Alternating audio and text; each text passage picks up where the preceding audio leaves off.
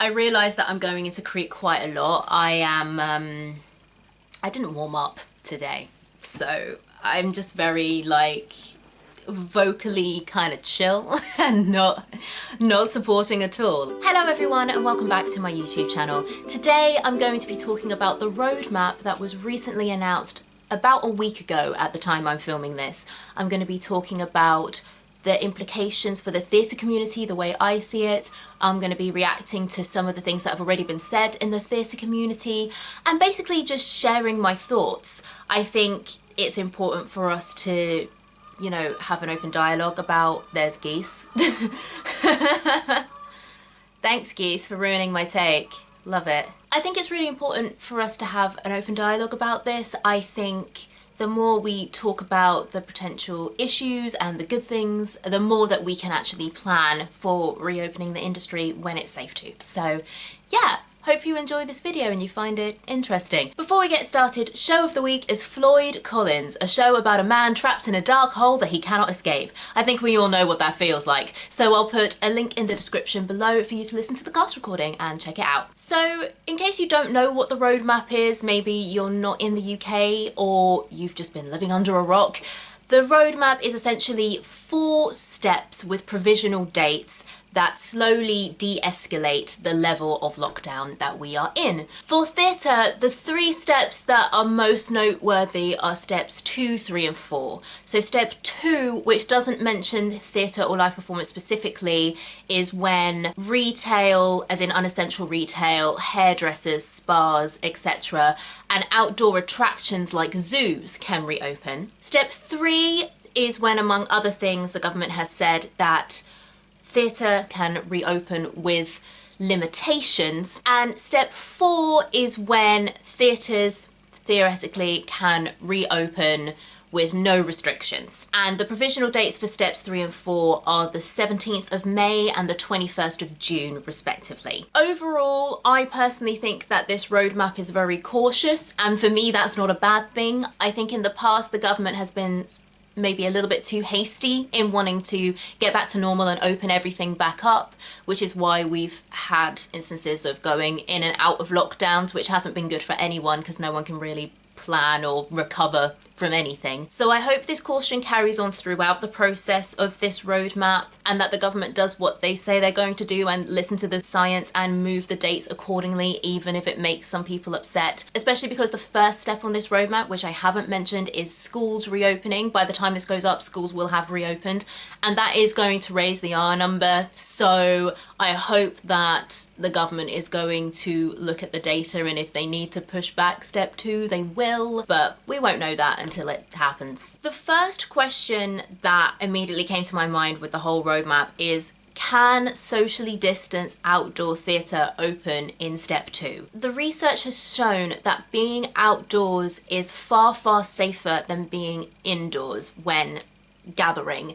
And that's reflected in the steps already because outdoor things have been mentioned as opening up sooner than indoor things. Step 1, again, which I haven't really talked about because it's not really relevant to theatre because theatre still can't do anything.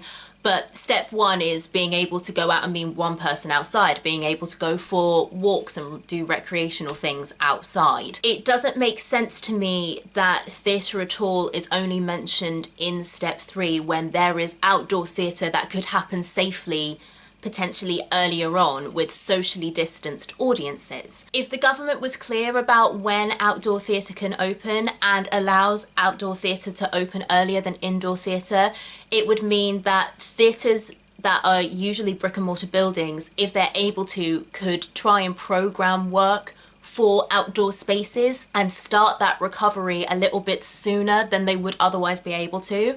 And outdoor theatres like the Globe and the Minack and other outdoor spaces would be able to start their full recovery faster. So I just think that not being clear about when outdoor theatre can happen is taking a potential step towards recovery away from theatre producers and theatre venues and artists in general, and hopefully that is something that we get more clarity on really soon. The second second thing I want to talk about is the fact that unessential retail, spas, hairdressers, etc. can open before theatre. Now, some people in the theatre community have found this a bit contentious because a lot of work has been done by theatres to show that the theatre is a safe place, that you can maintain social distancing, that you can operate in a COVID secure and a COVID safe manner. And whilst I agree with this, I do think on the surface, sitting in a theatre is a safer experience than being in a shop.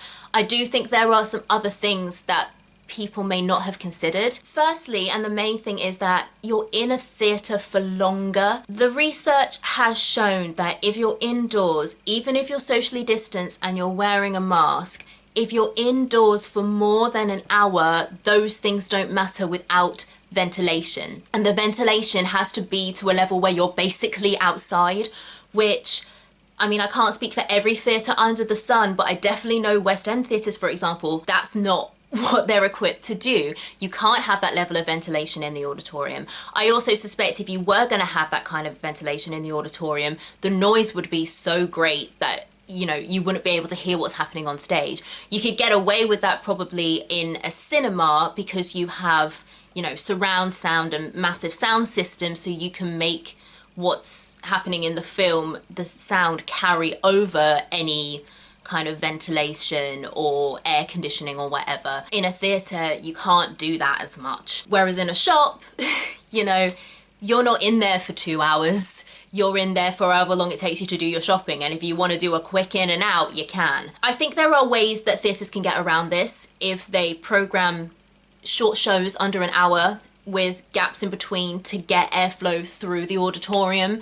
Then that could be a way around it. And if that's something that theatres want to do, then of course lobby the government to be like, not only can we keep people socially distanced, which you can't in shops, but we can make sure people are indoors for less than an hour, and then we can fully reventilate before the next lot of audience come in. By all means propose that, and I think that would be a great solution to that problem. But theatre as it stands at the moment, you're gonna be putting the audience to just as much risk getting them to sit in that auditorium for an hour without adequate ventilation as they would be in a shop for 15 minutes getting close to people. The second thing is that you don't just have the audience in the theatre, you have the cast, crew, front of house, everyone who's involved in putting the show on.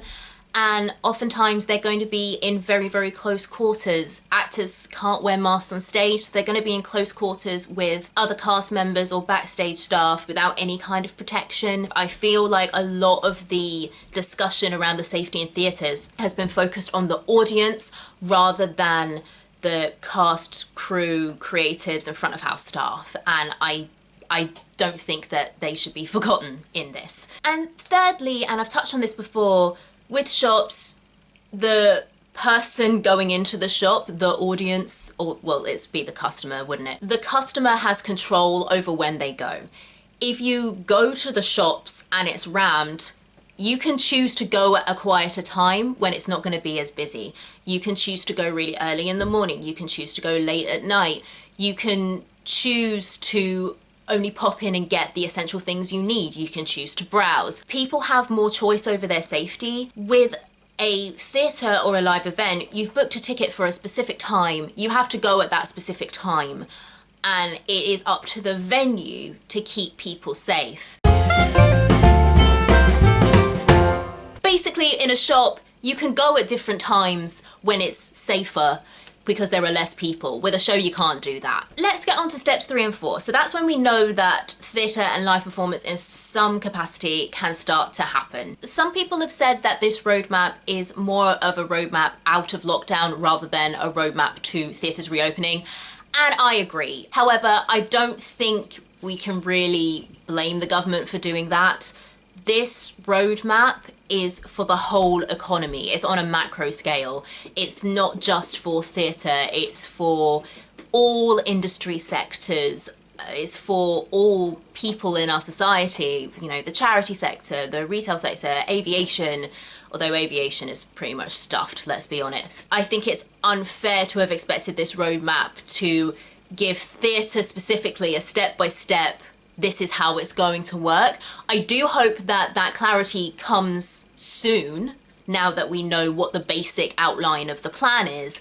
But in terms of an initial announcement, I'm not surprised that it's not like, theatre, this is what you can do. And to be honest, I'm kind of just glad live performance was mentioned at all because from my memory in previous kind of incarnations of plans, it's just been like, yeah, things. And then the whole theatre industry has been like, what about live performance? You haven't mentioned us at all. So, you know, it could have been worse. I also think it's safe to say that theatres won't be able to open straight away. So assuming that the roadmap goes as planned and theatres can open with limitation on the 17th of May, I don't think like literally doors open, audiences come in on the 17th of May. Other people have said this as well, but you know, shows are going to need time to rehearse and prepare. There's going to be a lot of risk assessments, so many risk assessments. And also, particularly for step 3, there's been such a lack of detail that producers and venues won't be able to budget for their shows. I know the limits previously were 50% capacity or 1,000 people, whichever is lower,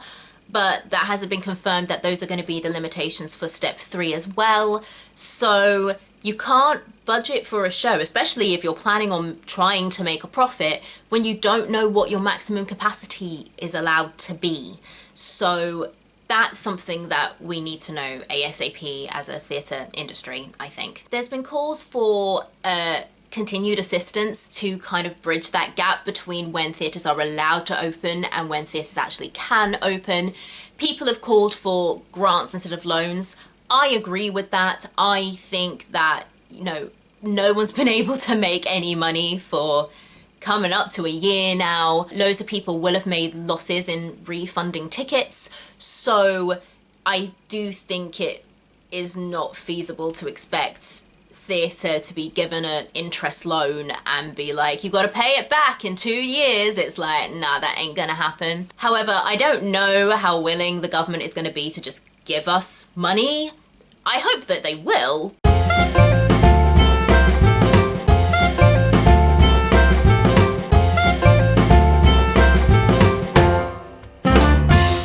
The other thing that's been called for in terms of support is government-backed insurance, and I think this does have to happen. And there's no two ways about it, because no private insurer is going to insure theatres against force majeure closure because of illness or pandemics. Because of the likelihood of that happening again, in the last year, the amount of times theatres have been told to close and then, oh, you can reopen, but then we have to close because the R rate goes up, and then we can reopen, and then we've got to close again. No private insurer is going to take that risk, or if they do take that risk, it's going to be a very, very high premium that theatres will have to pay.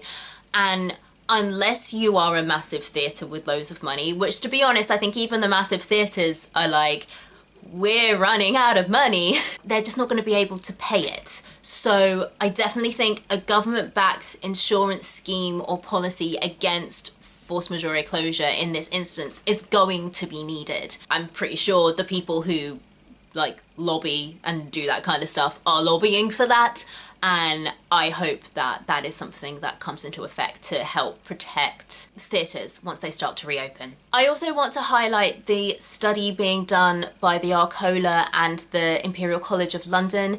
They're currently doing research into the link between virus transmission and air quality. I think that is so great that they are taking the initiative to do that research, and hopefully when the results of that study come out, that will help give indoor theatres a kind of idea of next steps to be able to reopen for audiences safely. I don't know how that partnership between the Arcola and Imperial College came about, but I do think that the more venues who are able to actually collaborate with other research bodies or businesses outside of theatre to work together to actually come up with solutions to make a roadmap for ourselves, I think the more resilient we can be. If the government comes up with nothing, we've got a kind of idea of what we can do to make things better. And if the government is interested in trying to do something, we can actually go to them with research and ideas and plans and say, we think this might work. Can you and your scientific advisors look over this, and you know, we can work together to come up with a solution for opening. But yeah, I'm really interested to see what the results of that study are going to be. I think that's going to be very crucial in how indoor theatre can open safely going forward. And yeah, I just think that's great. Love research, guys. Love experts finding out stuff. The final thing that I want to touch on is the suggestion of using either rapid testing and or vaccine passports when theatres reopen. To be honest, I don't know how I feel about either of these. Let's start with testing. Rapid testing is not reliable. You get a lot of false positives and a lot of false negatives. So you run the risk of turning people who don't have COVID away. More worryingly, you also run the risk of letting people with COVID into the theatre because the rapid test has given them a false negative. And that's what I would be particularly worried about in terms of using rapid testing. To me, it makes no sense relying on an unreliable test to keep audiences safe because they are unreliable. Also, I think it would be a logistical nightmare. Assuming, obviously, things aren't going to be how they used to be, but let's just say when things go open, it goes back to kind of normal show routine. So shows starting at 7:30 in the evening. People are still working, so people are going to come to the theatre after work. They're going to need to eat food. So they're probably going to rock up at the theatre about 6:45, 7:15 for a 7:30 start. Depending on the demographic, you could get a rush of people all at one time. If you have 1,000 people in your theatre, assuming that that's the capacity that you're allowed, and let's say you've got 10 testing stations, by my maths, which might be wrong, by my maths, it's going to take about 2.5 hours to get through everyone. 15 minutes per test. Now, obviously you can shorten that down a little bit, like you test one person, be like, wait there for your results, next person please. So you can squash that in a little bit, but still that is a long time. And if you get like a rush of people, if you've worked in customer service, you know, people don't want to wait. People don't want to, you know, stay out in the rain, socially distanced because they're not allowed in because they haven't had their test yet. Unless you've got the space to keep and hold people, I just don't think that actually practically that could work as a solution if you're large enough to have a significant number of people coming to your show. If you're a tiny theatre, like a pub theatre, a fringe theatre, then yeah, with the capacity guidelines, you might be able to do it. Or even when you're allowed to open at full capacity, you might be able to do it. A West End theatre, I just don't see it happening, in all honesty. I just don't. Also, who's going to be doing the tests? Would we outsource the test to another company, or would we hire more? I say we as if I own a theatre, I don't. Would theatres hire more staff to specifically deal with the testing and the processing? Theatres would definitely have to hire more staff to, you know, crowd manage and make sure people are socially distancing and make sure people are following one-way systems and stuff, which isn't necessarily a bad thing. I mean, it creates more jobs and we're in a recession right now. So, you know, that could be great, but I'm just curious as to who would be doing the testing and how that would be facilitated. Because either way, it's going to be an extra cost for the theatre as well. And then with vaccine passports, to be honest, I wouldn't be surprised if venues during the booking process started asking people if they'd had a vaccine. I think that would purely be for like some kind of insurance reason of like, oh, you told us you had the vaccine and then you got COVID, so you can't blame us because we thought you had the vaccine and it's fine, or something like that. In terms of having the vaccine a requirement to be able to go and see something, that just doesn't sit right with me, especially like for the beginning of this reopening process. Firstly, there are some people who legitimately cannot have vaccines, and I'm not talking about anti-vaxxers, I mean people who are immunocompromised. If they have vaccinations, they get very, very, very sick. And those people would be discriminated against if you were like, blanket, everyone has to have a vaccine to be able to come in. Now, obviously you could have medical exemptions for that and have a process for that, but if vaccine passports are brought in haste, that's something that could easily be missed, because to be honest, it wasn't until last year I even knew about immunocompromised people not being able to have vaccines. I just thought that it was like if you were allergic to the vaccine you wouldn't have it, so it was like people were allergic to specific ones. I didn't even know that there are some people who were like, yeah, I can't be vaccinated because my immune system is fecked. So That's one thing. And secondly, I don't think by the time things are allowed to reopen or able to reopen, the entire population will have been offered the vaccine and had the vaccine. So that's just not fair. Like, I know I'm kind of at the bottom of the list for the vaccine, so, you know, I don't have an illness, I'm not old. So yeah, if things open in June and I still haven't had a call from my GP to have the vaccine, does that mean I'm just not allowed to go and see stuff? You know, I just don't think that is fair. In terms of like the morality of it, I mean, it's not the same as state mandating vaccines, which I do not think is right. I do think, as annoying as it is when you get people who were like, no, I'll just have water cure me. I do think that medical intervention has to be consensual and I don't think medical intervention should be state mandated, personally. I think the way you get people to have medical procedures that will help them is through education and actually teaching people about stuff. And I'm kind of like, vaccine passports are kind of like that, but also it's private businesses and they decide how they want to do things. I don't know. I think it's going to be ethically a very sticky situation. In terms of vaccine passports on flights, I'm like, countries can do what they want. Like, you can complain as much as you want, but if you have to have a vaccine to go on holiday, that's just a decision you have to make. But in terms of in the UK, I don't know how I would feel about having so many things being like, you need to have the vaccine to be able to go to it. But then I don't really know what precedents have been set for that. So yeah, if you are a lawyer, let me know in the comments. Those are kind of my general thoughts about the roadmap. If there are any updates on kind of policy at the time of uploading this, I will leave links to update information in the comments because I am pre-filming this because life. Let me know in the comments what you think about the roadmap. If you have any thoughts, do you think it is good? Do you think it is bad? Do you think that it is sufficient for theatre? In general, I do think that this is the best plan that we've had so far. I really just hope that they do listen to the science, and if they need to push things back, they do, especially because in the announcement they said that this roadmap is cautious but irreversible, and I hope that it's irreversible because they don't have to reverse it versus being irreversible because they can't because they promised that it wouldn't be, if that makes sense. That's basically it really. I hope you enjoyed this video. If you did, please consider liking and subscribing. Would love to have you on the channel. Come on down. Stay tuned for more theatre content from a UK perspective, and I will see you all in my next video. Bye friends!